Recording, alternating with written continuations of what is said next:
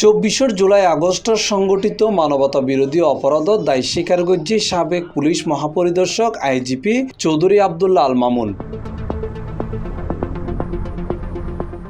আজ ২০ জুলাই 10 তারিখ বিচারপতি মোহাম্মদ গোলাম মর্তুজা মজুমদারের নেতৃত্বে ৩ সদস্যের আন্তর্জাতিক অপরাধ ট্রাইব্যুনাল একত তিনি দায় স্বীকার করছি।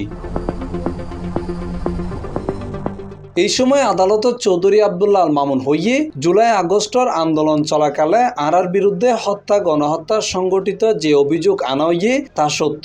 এই ঘটনায় আয় নিজেরে দোষী সাব্যস্ত করির।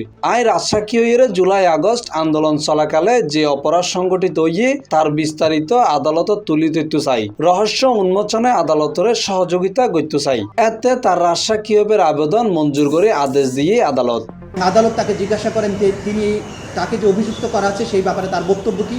তিনি তার দোষ স্বীকার করেছেন এবং তিনি বলেছেন তিনি একজন সাক্ষী হিসাবে এই যে ঘটনাটি মানবতা বিরোধী অপরাধ 2024-এর জুলাই আগস্টে হয়েছিল সেই অপরাধের সমস্ত কিছু যেহেতু তার জানবার কথা, তিনি সমস্ত তথ্য আদালতকে উদ্ঘাটনের ব্যাপারে সহায়তার মাধ্যমে তিনি অ্যাপ্রুভার হতে চেয়েছেন এবং সেই প্রার্থনাও আদালত মঞ্জুর করেছেন। সুতরাং তিনি পরবর্তীতে এই আদালতের সুবিধাজনক সময়ে তার বক্তব্য উপস্থাপনের মাধ্যমে ইন্দি মানবতা বিরোধী অপরাধের মামলায় ক্ষমতাচ্যুত সাবেক প্রধানমন্ত্রী ও আওয়ামী লীগ সভাপতি শেখ হাসিনা, সাবেক স্বরাষ্ট্রমন্ত্রী আসাদুজ্জামান খান কামাল ও চৌধুরী আবদুল্লাহ আল মামুনের বিরুদ্ধে আনুষ্ঠানিক অভিযোগ গঠন করে আদেশ দিয়ে ট্রাইব্যুনাল এর মাধ্যমে তারার বিচার শুরু হই।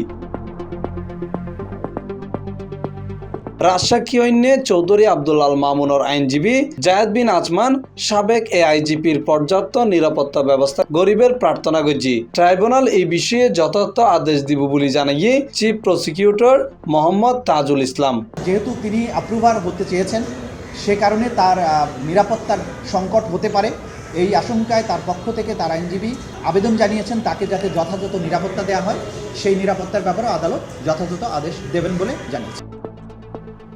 C+ TV Chittagong.